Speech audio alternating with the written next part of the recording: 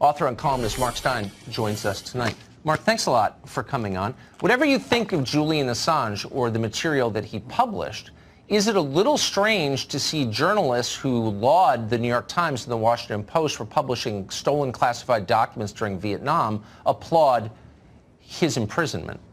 Absolutely, Tucker. I mean, I agree 100% with what you just said, but I hadn't seen that Jim Sciutto CNN clip, and I'm shocked at the idea that because he thinks somehow Julian Assange knows something about the Trump campaign in 2016, that gives the US government the right to demand that London extradite an Australian to Washington to go to jail. I mean, even if you take everything that Jim Sciutto said as true, there is absolutely no basis for what the government is proposing to do to Assange, except that he made everyone in Washington look like chumps.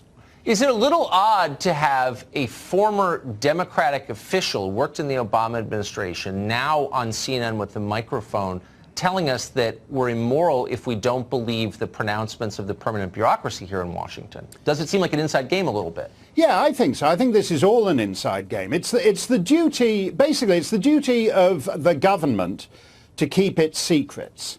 And if the most lavishly funded, quote-unquote, intelligence community on the planet can't keep its secrets, the idea that it has the right to go to war against the people who publish those secrets is something that, as you said, 20, 30, 40 years ago, the press would be up in arms about. Now, to see the American media serving as lickspittles of the deep state is a deeply bizarre transformation. This is basically the stuff that Julian Assange published. This indictment is extremely weak. The idea that he somehow goaded and encouraged Manning to steal this stuff.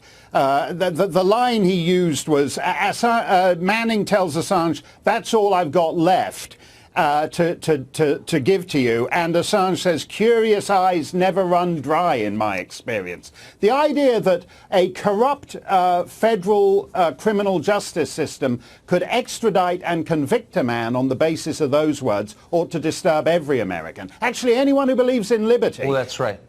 Well, spend 10 minutes reading about Chelsea Manning, then Bradley Manning, and ask yourself, would any competent, sane person give that individual access to classified information, put that person in proximity of classified information? No one was ever held accountable for the recklessness of allowing Chelsea Manning to steal that information. And I have to say, is it weird to see Republican office holders continue with the ludicrous lie that Russia is somehow the gravest threat America faces on the world stage? That's insane. No, Assange is some goofy Australian internet lefty. He's got nothing to do with Putin. But your point is actually the critical one here.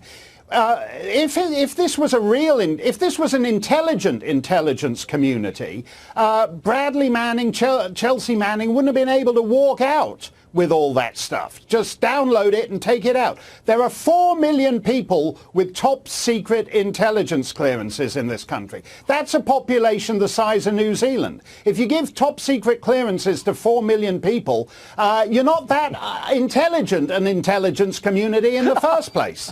No. I don't know why I'm laughing. No, it's so grim. It's tragic, so grim Tucker. and true. But no one is ever held accountable for their incompetence or the recklessness with which they manage our country. And so they haul this guy off to jail, and we're all supposed to feel safe. But I don't feel safe. No, and you shouldn't feel safe. And I listened to Blumenthal or Ben Sass saying this guy should be going to jail forever.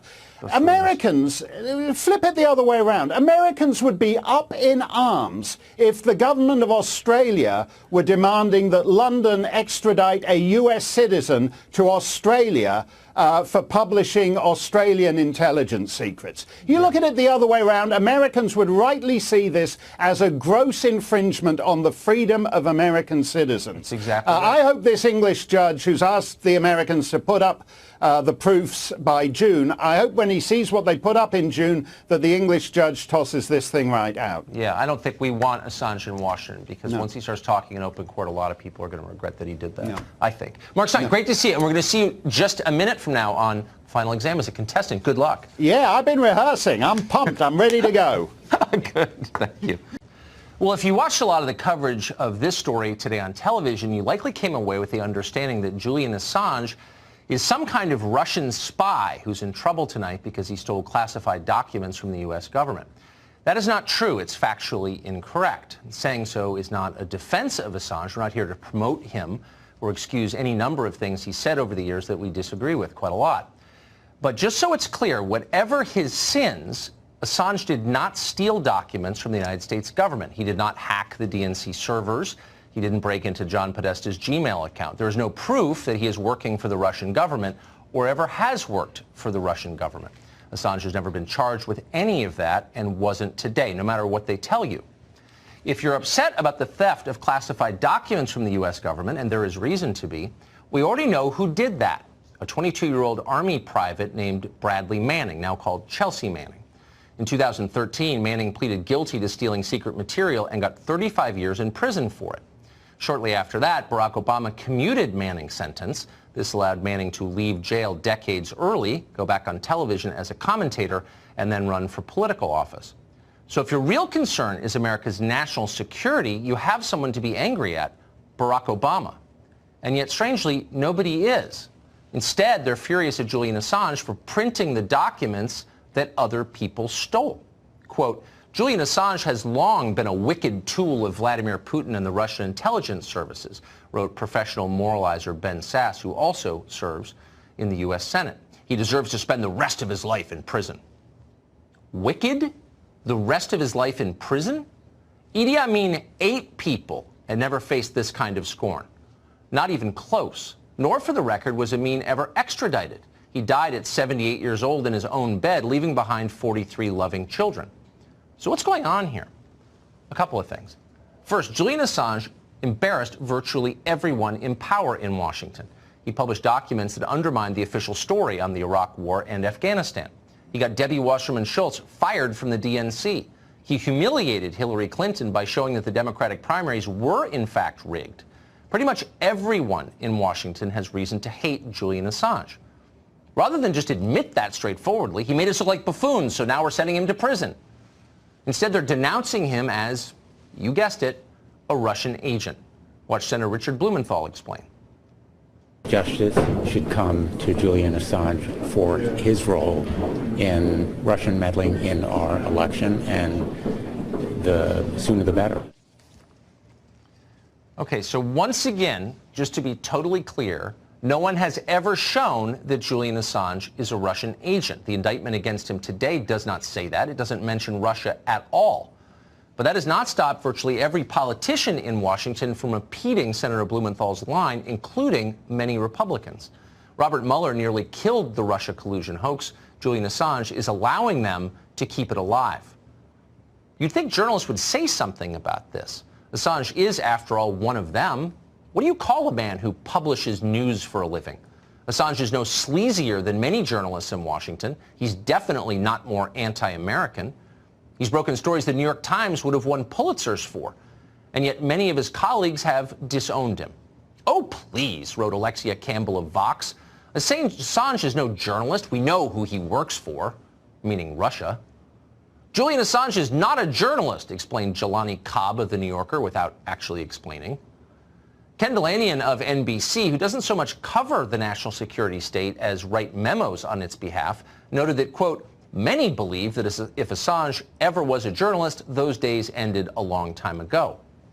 At NBC, when they tell you many believe something, it means they believe it. So why all the hostility to Julian Assange? Well, we'll let former Democratic staffer and current CNN anchor Jim Sciutto explain. Assange's real sin was preventing Hillary Clinton from becoming president. He is central to several cases. He's central to Russian interference in the election. U.S. intelligence views him as a middleman, a cutout, that he was in effect part of this interference. He's central, too, to questions about what the Trump administration, or Trump campaign, I should say, knew prior to the release of those materials, right? What were the communications between Roger Stone, et cetera? It's possible that this is something President Trump himself is not particularly excited about. It's remarkable to watch this. It's bewildering, actually. There was a time not so long ago, really, when reporters didn't applaud the arrest of other journalists for publishing information. In 1971, the Washington Post and the New York Times published a trove of stolen classified documents about the Vietnam War. It was called the Pentagon Papers. Remember that? Liberals loved it. Books were written celebrating their bravery. As recently as 2011, the Washington Post saw the connection.